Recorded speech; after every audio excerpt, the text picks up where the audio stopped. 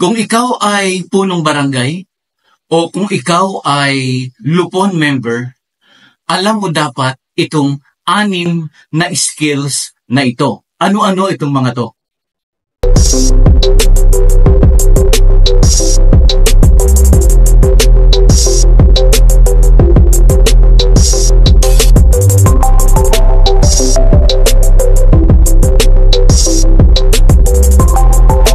Magandang araw mga kabarangay. Kamusta na po kayo? Alam niyo po, ang pamamagitan at yung pagkakasunduan ay isang pabago-bago na proseso, nangangailangan ng kakayahang umangkop sa sitwasyon. Ang susi ay upang gabayan ang mga partido patungo sa isang resolusyon na kanilang nilikha at sumang-ayon sa kanilang sarili.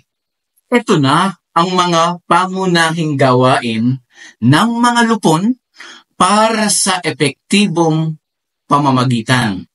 Number 1, aktibong pakikinig. Dapat ipakita ng mga kapitan, ng mga lupon members, ang kanilang pakikinig bilang lupon sa pamamagitan ng mga body language.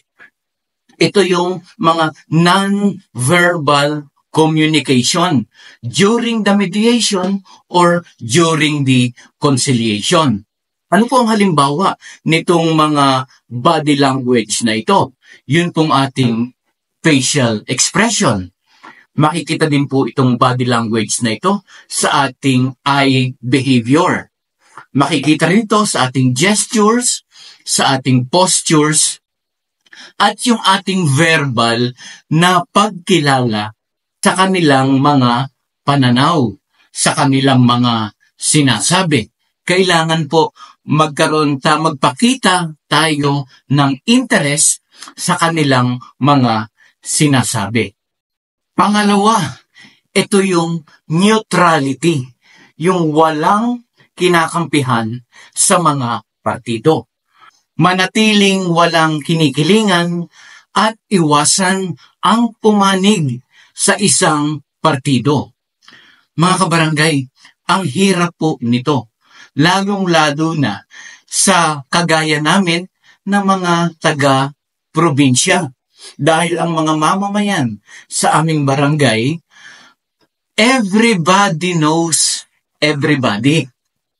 Paano pa kung alam ni kapitan, alam ng lupon, ang puno at dulo ng pinagtatalunan? Alam mo kung sino ang naargabyado? Wala eh. Kailangan po hindi tayo papanig. Yun po ang trabaho ng lupon. Hindi dapat kakampi at mananatiling neutral. Pangatlo, ito po yung pasensya, patience. Kailangan maging matiyaga. Ang pagiging mapagpasensya ay isang katangian ng mga lupon member. At bigyan ang mga partido ng oras upang ipahayag ang kanilang sarili. Pero kailangan po medyo matalas tayo diyan. Dapat yung kanilang sinasabi ay naaayon pa rin sa konteksto ng issue na pinagtatalunan nilang dalawa.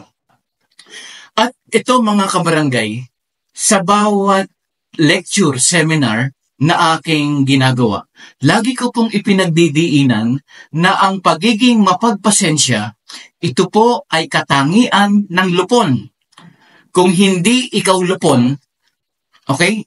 Kung ikaw pala ay lupon at wala ka nitong ganitong katangian, hindi ka magiging epektibo sa iyong ginagawa sa barangay. Okay? Ulitin ko po, ang pangatlo, pinakamahalaga, isa sa pinakamahalaga, pasensya. Pangapat, mga kabarangay, ito po yung empathy. Sa Tagalog ay pakikiramay. Okay? Magpakita ng pangunawa at pakikiramay sa damdamin at pananaw ng bawat partido.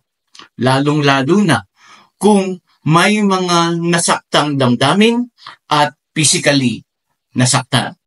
Magpakita po tayo ng pakikiramay sa kanilang pinagdaanan o pinagdadaanan.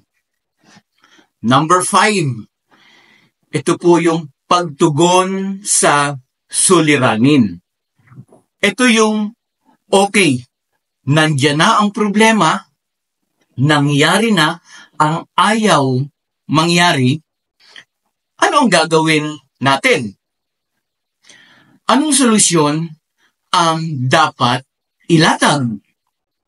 Ito na yung brainstorming, mga kabarangay. Kailangan po hindi tayo nagmamadali sa isang proseso ng pakikipagkasunduan. Bakit? Dahil madalas po dito, may mga damdamin na nasaktan. At sabi ko nga, physically nasaktan. Meron po yung healing process, merong healing period. Kaya po wag nating mamadaliin yung pag-aayos ng mga problema. Tulungan natin ang mga partido na mag-isip ng mga malikhain upang makahanap ng mga win-win solution. Sabi ko nga po nun, huwag nang masyadong mag-deal sa kung ano ang nangyari. Dahil ang akin pong illustration yan, para yung sugat na habang kinukutkot mo, hindi yan gagaling. Ang hanapin po natin mga kabarangay ay yung solusyon, yung gamot, kung papaano maghihilom ang sugat at kung papaano sila magkakasundo on their own. And lastly mga kabarangay, ito po yung pang-anim. Communication. Mga komunikasyon.